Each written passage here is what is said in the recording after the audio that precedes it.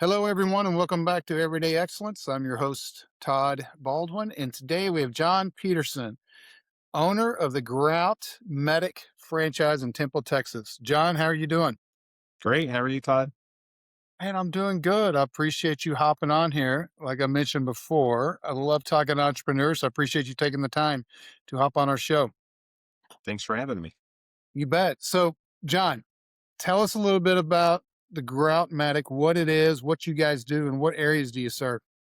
Sure. So our motto is we bring grout and tile back to life. So if you've got a house with tile in it anywhere, which in Texas they have a lot of tile, whether it's on your floor, your kitchen, backsplash, your bathroom, showers, we can take that old tile that you would think you might have to remodel and do a big costly repair job with, or, rip it out, replace it. We can actually fix individual broken tiles. We can regrout. We can recaulk. We use a steam cleaner that's low pressure, high temperature that gets rid of all that mold and mildew. We'll recaulk everything. And we can basically make those showers, bathtubs, kitchens, floors come back to life. Okay, yeah, that's I see the value there because I was when you were describing it, I was thinking of a couple spots in my house that Hmm. could use a little bit of deep cleaning and regrouting.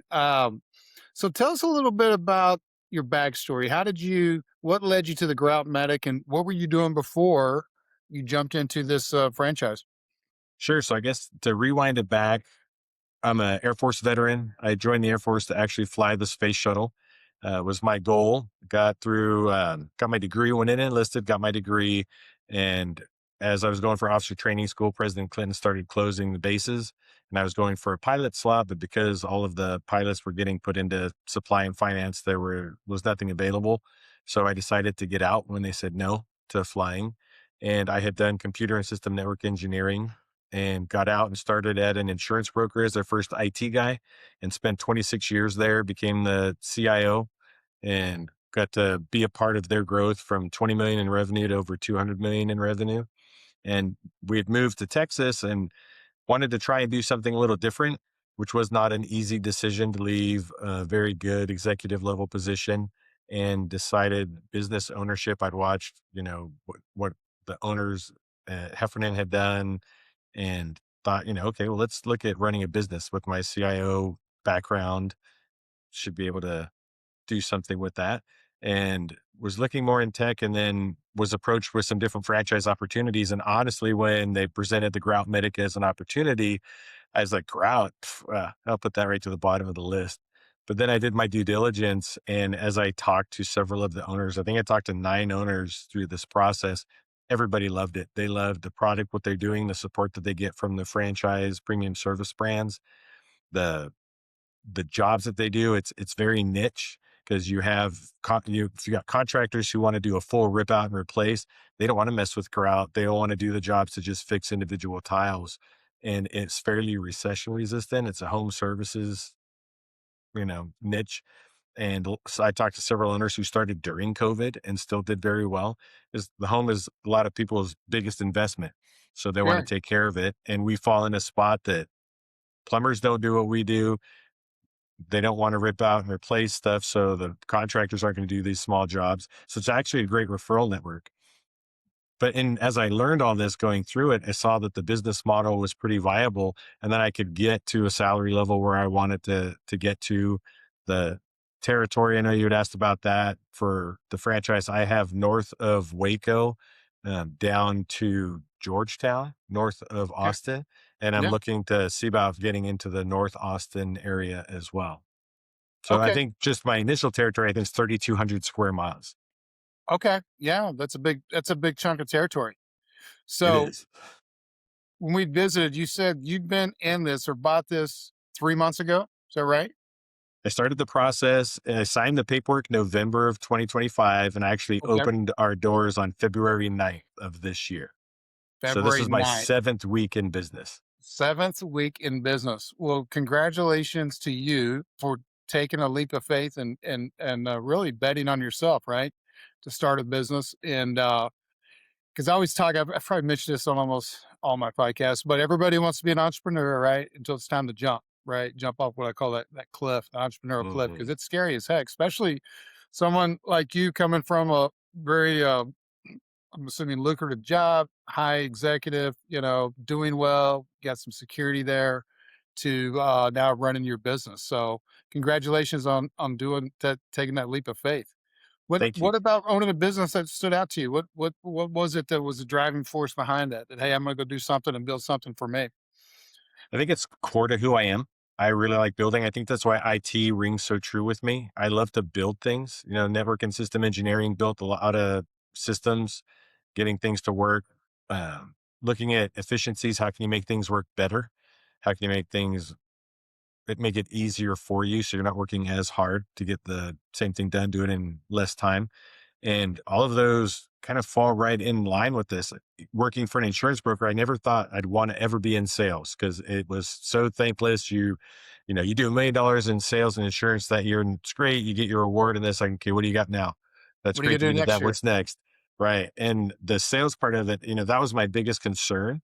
But I have found that I'm not selling in doing this. I am actually consulting and I'm educating homeowners on what their options are. And if it's not something that we can do, I'll let you know and I'll tell you what I think you should, this is what I would do if this was my house. So it was, I think the drive is really just to kind of have control of what I've got, my control of my schedule. And then it was funny because then you learn, you think, okay, well, I'm going to have control. I'm going to do this on my own. I'm going to work for myself. And, I'm not going to pay the man. I'm going to get paid. And they say, yeah, you leave your 9 to 5 to work 24/7 as an Yeah, owner. exactly. That's why I smiled. So what surprised you so far about owning a business 7 weeks in?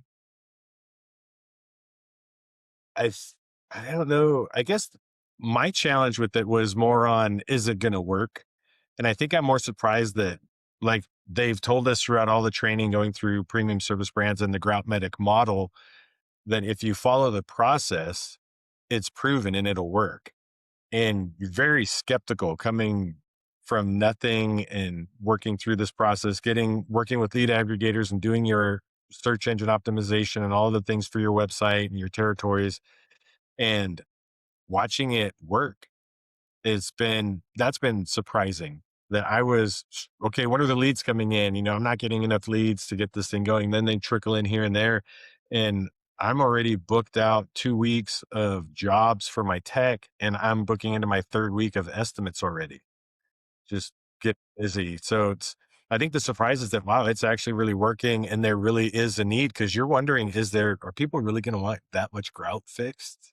And turns out, yes, they do. What have you okay, so we talked about surprises. What have you learned already that you maybe didn't expect? Well, I think I was pretty prepared because of my CIO career, dealing with people, you know, when I was hiring the technicians, great people, great, I love dealing with the staff and what I did as a CIO, I'm working with people who are engineers and the way they think about things is different than the way somebody thinks about being in a trade and working with that.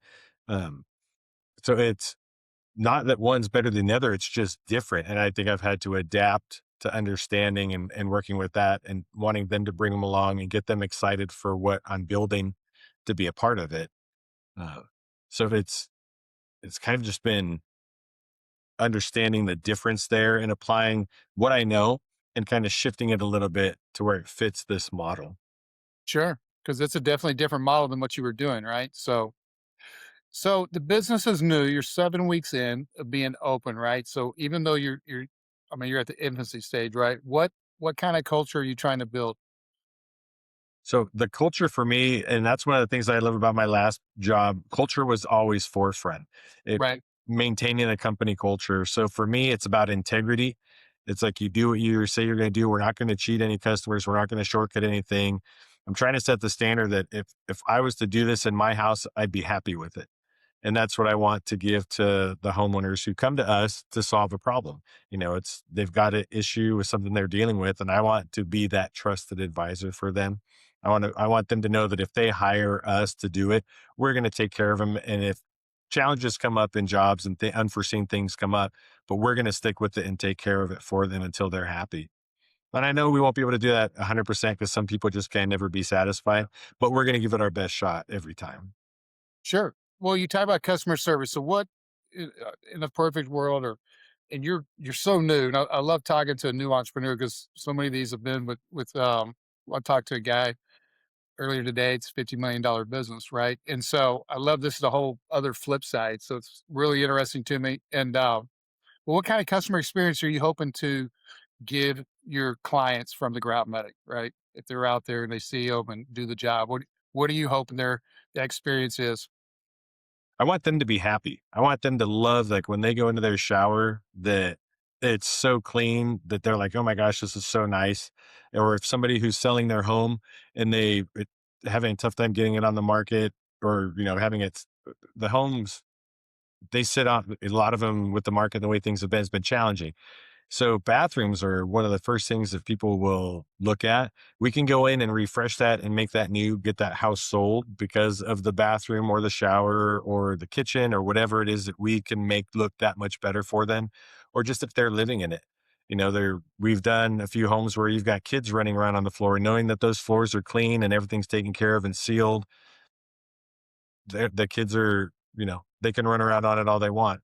And that having the parents be happy about it, the homeowners are satisfied. They love the new look of what they're doing. Like we're working a job right now where we're changing the color of the grout in the home, and it transforms the look of the home. So making sure that they're happy with that, that's knowing that they come home and they see that they're satisfied. That's what we want. We want them to know that, wow, this was so worth it. I was afraid to do it, but we took the chance on it based on the advice that we got, and we're so happy that we did it. Yeah, it's funny you mentioned the home and this is a true story. I'm not saying this because you're in the grout business, but I was looking at our kitchen because we had it the grout clean a while back. It seems like it's yesterday, but it's been way too long. But anyway, it was night and day. It was like, man, why do we not do this more often? And I was looking the other day, I'm like, why does it look like this again? Because I know it can look better, right? And it Mhm, does. mhm. And this is our kitchen floor, right? And but I think I don't know, we get lazy or you just get used to seeing it. But when it is clean, it does transform. It transforms that room. So I agree 100%. So you're 7 weeks, 2 months in. Let's talk a little bit about growth. I'm just curious. What do you focus on right now the most?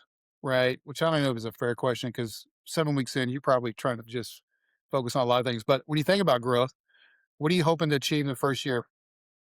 So from a revenue standpoint, I'm looking to get, we're looking based on what I've seen following the plan, about 300,000 revenue is a very, it's a good number to get to from a revenue standpoint. I've seen a lot of the owners get super close to hitting 1 million in revenue year 3. So my goal is to do that. Hmm. And that means leaning a lot on initially lead aggregators and doing stuff to get the name out there, doing home shows, um, a lot of the search engine optimization piece of it, getting the Google reviews in there. And we're actually already seeing the results of that because, once you hit 5 Google reviews, five-star reviews, then it starts putting you out a little bit more in the algorithm. As you get to 10, you get further out. And now I'm starting to see calls coming in from areas that we hadn't been getting calls. We started our marketing efforts local, and now we're getting calls from the north end of our territory, which we hadn't before. So I think there's been a shift there. So it's really about getting the name out there, waiting for the search engine optimization to take place and for Google to do its piece of it, but also other lead aggregators and, just getting our name out there. Sure, sure. I mean, it's a challenge. You talk about you kind of brought up marketing there. We're digital marketers as well. So I was curious because I was looking at the website and it's the Grout Medic slash temple, right? Is the URL. So is this a corporate site? Yet they came from them and it's already done for you, so to speak, but geared toward temple. So if I had to Yes. guess right, okay. Yes. So Are they like each owner, I mean, you can do your own thing, but I'm trying to follow the process, that they've put out for you. And yeah, they have their corporate website, they have their marketing team behind it, the companies that they work with. So they're the ones that we are investing in and working with to get this done because they know our market, they know our niche, they know what we're doing. And they're very good with the keywords and what can help drive traffic. So the Grout Medic, how many franchises are there roughly? Roughly, I'd want to say 70-ish, I think. I could be wrong, but I think it's somewhere around there. Right, right. So I'm assuming they preferred agencies that they work with and refer you guys to them because we've worked with different franchises and um, we'll get new franchisees that come in. They'll reach out to us because they were referred by corporate. Is that kind of how y'all system set up? Yes. Okay, and so they're doing the search engine optimization for you on the Yes. website. Okay, Mhm. are you doing any paid ads right now? Yes, we have those, but we're waiting. I think it's I do have money put aside for that in the marketing budget, and I've actually left that all to them to Okay, handle. two hand. Okay, and so yeah, because pay can be a great way to target new territories as because organic typically takes time. One of the Mhm. benefits of working with a franchisor is they already have a brand, they've got a site that should have traction. So you're piggybacking off all that domain authority, if you will, that's been going on for a while. So that can speed up your presence organically because typically organic is a slow burn, but it's extremely important, right? So organic leads are typically your best lead off of Google. But the cool thing about paid just gives you a lot of flexibility. So you can target areas that you may not be showing up organically. And toggle that up and down depending on budget and so forth, what you're seeing. So, yeah, and then local service ads is another thing. If they haven't talked to you about, that's something I would definitely recommend you look into, because that's a different little platform from Google, but they're supposed to credit you back for any bad lead that comes in. If it was something, they were looking for a plumber or whatever it may be, then you actually get credit back. So sounds like you're in good hands there if you're already getting leads coming in. So that's good to hear because that can be a big challenge, right? Marketing and where do I start? Where do I put money into? You told me you were doing some things locally too. What are some of those channels for marketing? So I definitely got in with the Chamber of Commerce. One of the other recommendations is your local BNI chapter, Business Networking International. So I've joined a group there, and I just started with the group, and because they didn't have one in Temple, so I'm in one that's in Harker Heights, and now they're actually starting to create a group in Temple. So they've asked me if I want to be a part of helping establish that chapter. So that's kind of interesting to be asked right away after just joining. But happy to do it. Expand that network as much as I can. Local home shows, those are big. I did the one here in Belton. It's the Temple Builders Association Home and Garden Show. So I did that one. It wasn't, I don't think it was as well attended as they thought because they had to change the dates because the first date was when we had the big freeze that was going to be here and they moved it. And I don't think they got the traction they want. So I had 6 leads come out of that, but which that was disappointing, but I met a lot of people. I met other people who were doing flooring. I've met several flooring contractors and just the different businesses that I can refer business to and that they can send business my way. So that, and then I also registered for the big Austin home show that's going to be in May, or I guess they're estimating 16,000 visitors. So just Wow. trying to get involved in those kinds of things and really work on the local. I'm working with a friend of mine who's helping set up a luncheon where I'll provide lunch for a bunch of his realtor friends and explain to them what we do and how we can help their clients. So Yeah, that whole network of a networking, I can see could be really valuable to your business and set up that referral. It goes both ways, right? They could be referring to you. And then as you're talking to homeowners in the house, hey, John, or talking to your tech, who do you recommend for this? So it goes both ways, right? So it does. And that's one of the things that's neat about BNI is they really talk about givers gain. When you're yep. giving referrals, that gets on people's mind. They're like, hey, John sent me a bunch of business. Oh, somebody's asking about Grout. Hey, I know a guy. Yeah, no, 100%. I spent some time with BNI, so very familiar with that platform. I think it's a good organization. And it's like anything, you gotta attend, you've got to participate, right? I Yes. always use the gym membership, right? Like you'll buy a membership to a gym, you don't ever use it, you're like, "Man, that gym sucks," right? But, Right. well, Yeah. there was a gym bad or did you not so if you partake and do in that organization being I think it can be a great organization, a great network referral to build out. So, what are you most excited about with the Grout Medic? I love building things. So it's building Yeah. it and watching it, watching it succeed. Excited I'm getting ready. If things keep booking out, like I said, I'm 2 weeks booked out, and that's typically where we want to. If we're booking out into a third week for jobs, that's an indicator that we need to get another tech on board. So I've got my first 2 weeks booked out, and I'm booking into the third. So I'm trying to see if that demand keeps going up, which it is, because my leads for estimates, I'm doing a lot of estimates next week. That's really starting to grow. And then, if we can convert 50 to 60% of those, then that's going to be a lot more steady work. So it'll be watching it grow. If I can have 2, 3 techs with 2 or 3 vans by the end of the year, we're well on our way. Sure. Is that so? Are you the ones that are you doing the estimates primarily, and then you have a Yes. tech doing the work, doing the actual job? Okay. So, what did you learn? Because we talked about this before we came on or started recording. You said you're doing your biggest job currently to date, but it's also your first estimate, right? Yes. And so, what were some of the things you learned? Because you mentioned I've had to actually go help my tech and get involved in the job, but what are a couple of things you learned in that first estimate that hey, 7 weeks down the road, I would have done this a little bit different. One of the things that's come up a couple of times now, and this being our first estimate, not recognizing that the tile or the grout was already color sealed, because it makes a difference in how long it's going to take to recolor seal it. It Okay. adds significant amount of time to the process. And then not really, having a new tech. Well, he's not new to the industry, but new with me, and he'd been out of doing tile work for a while. So him getting back into it, getting up to speed, is a great guy, understanding the speed at which he's working at, so that when I'm estimating that this is almost 1,000 square feet of tile that we're recoloring. So we clean it, we clean the grout, scrub it all, do all that first. And then uh, tiles that are loose, we're reseeding down to reseeding to the floor.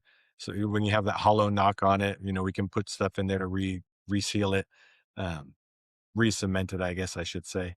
But the amount of time that it takes to do all of this. I grossly underestimated how long this one would take. That's why I'm in there helping him out and doing stuff. Um, and then I love the timing on it though, because I actually have another estimate for another big 1,000 square foot job that they want to regrout, or not regrout, recolor, change the grout color. And I will definitely be able to better show a time frame of what we can expect for completion, because I don't want to say, "Oh, it's going to take 2 days," and it takes us four, because now you're going to have an unhappy customer. Um, Yeah, and and then you've got other jobs to get to, right? right. Yeah. So So I guess that was a long answer to say I'm learning better what to look for in the details sure. when I'm out there estimating. Oh yeah, I mean, I can only imagine because you don't know what you don't know sometimes, right? In brand new industry and so forth. I noticed you'd already and you mentioned too you've already gotten some good reviews, and which is so cool. Review generation is so key. Hopefully they train you guys on a process or using some sort of tool to make it very easy to get reviews and ask. Always make sure you ask, hey, when you know you have a happy experience, that's when you ask for the review, right? But reading some of your reviews and see what the customers are saying, right? What do you think they value most about your service? The commitment to their happiness, making sure that the job was done well and that they're happy with it. Because we our first review, the the job was, we did exactly what we said we were going to do, but the customer wasn't quite happy with the look. And that was they had suffered tornado damage during a tornado that came through a couple of years ago. And when they had their bathroom retiled, the person who redid their tile stopped it about an inch from the ceiling. So it left a big gap, and then he just put grout in there. Well, we re-grouted the shower and changed the color a little bit. So we did that same color up on top. So we don't want to take it out, but she didn't like the look of it. And even though it wasn't my responsibility, she had some paint. So I actually went back in and painted that the color of the ceiling at the top. And she liked it much better. She knew that it wasn't our responsibility. We did exactly what we said we were going to do, but she just wasn't happy, and it was going to create a house because now she had to find a painter. And it's like, well, I'll do that and I'll take care of that personally. And she ended up being our first 5-star review.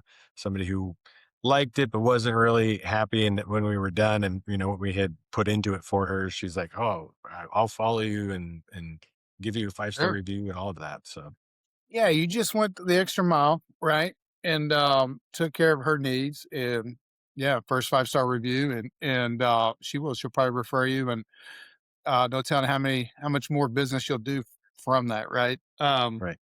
Handwritten notes too. I'll do a handwritten note thanking them that I sent off. And I have, if we don't get a review right then, my tech has a tap card. And if he Mhm. feels that it's good enough, he can tap. And if he gets named, I'll give him a little bonus for getting named in the review. Uh, Nice. but, I think if we've gotten the review, I'm still going to send the handwritten thank you card for trusting us with your business. And if we haven't got it yet, I have that QR code in there and ask them if they wouldn't mind giving us a review. Sure. Yeah, no, keep hammering away. Reviews, it's just a matter of a process of asking, and then some follow up. I mean, we send out we'll ask for reviews, and we don't get an initial, if they don't reply or do one, we'll hit them 2 or 3 times more. Then I'm just a believer, just leave them alone. You don't want to irritate someone, right? Sure. Because in our world, we're talking to clients all the time, and so hey, we're going to talk to them down the road. We'll reapproach that review. But what's really cool is when you get them unsolicited, right? They just go in and fill them out.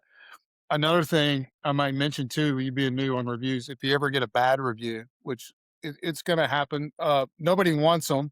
There's big believers out there that if you have like one bad review makes you look legit versus if you have all 5 stars, is that real? But Mhm. nobody wants a bad review. But one thing that's cool is owner response, right? You can respond.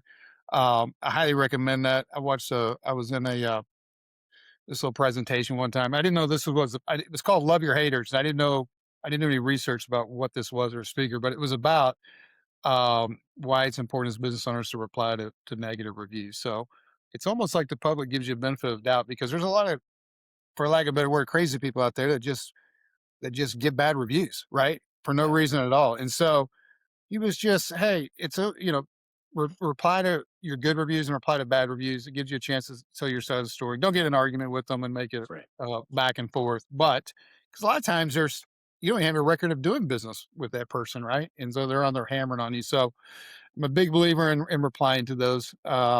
And benefit of the doubt is I think people look, if you've got a bunch of good reviews and there's one bad one or a 3-star, it's almost like they're going to believe you versus that one review. I did it myself. I was looking one time for a place to stay for our family. And up in Colorado on TripAdvisor, and this place had all these great reviews, and there was a few bad ones. I was like, I'm believing all these good ones. So we booked, and it was a great place. Went back the next year too. So I'm a proof that.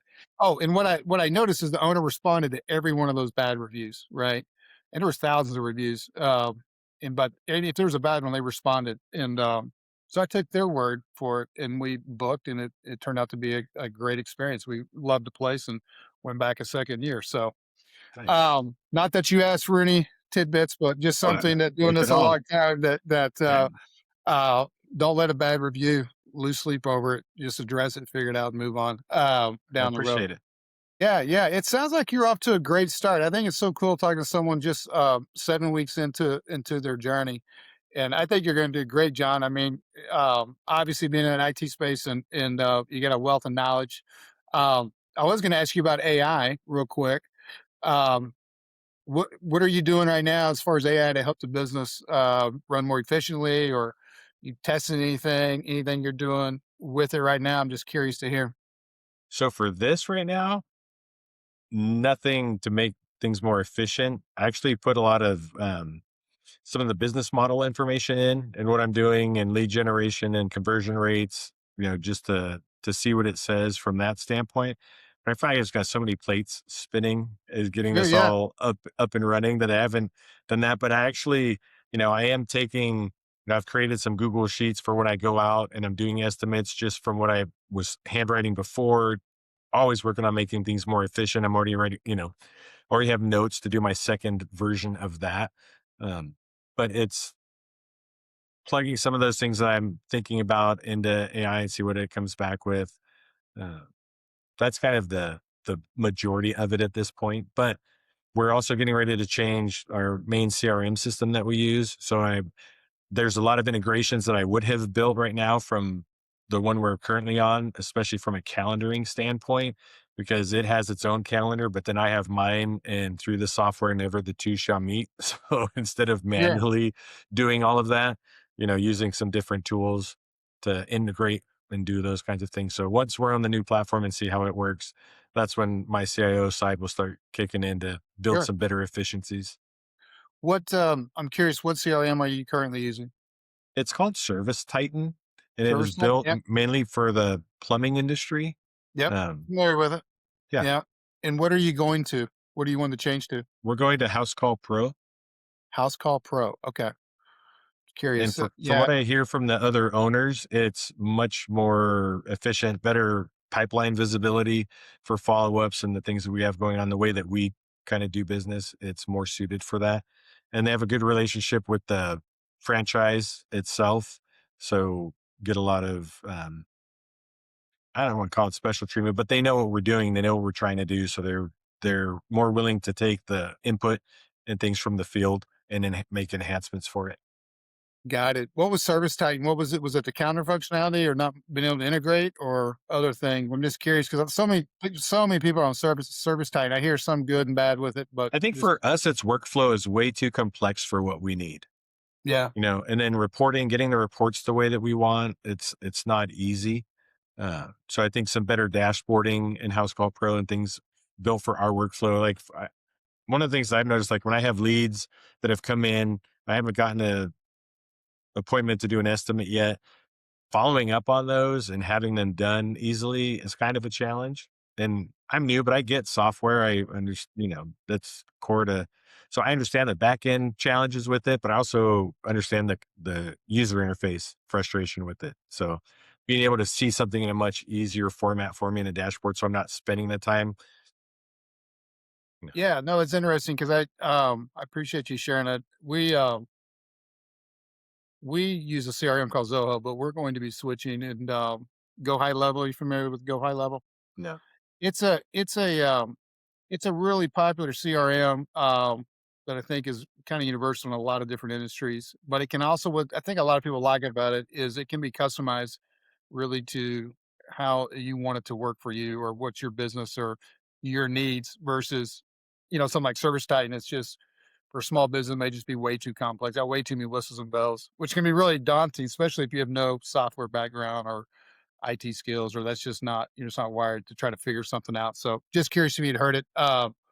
We're a lot of clients that we're work with are on Go High Level, so we're going to start white labeling it as well. It's another feature they give just to because we get asked all the time about CRMs, so why not try to add it as another service line? So that's why I was just curious when we brought up CRM. Kind of it's like, what are you using? What's going on? Mhm. Um, well, John, hey, I'll let you run. I appreciate your time. I really enjoyed the conversation. It's been great to learn a little bit more about you. I appreciate your service, Air Force as well. Sorry you didn't get that flight. What a goal though. I wanted to fly the space shuttle. So I haven't heard that one. That's super cool too. But thanks for hopping on, and we'll definitely stay connected. I look forward to following you and seeing how your journey goes. I think you're going to do Sweet. great. Thank you, Todd. I appreciate it. You bet.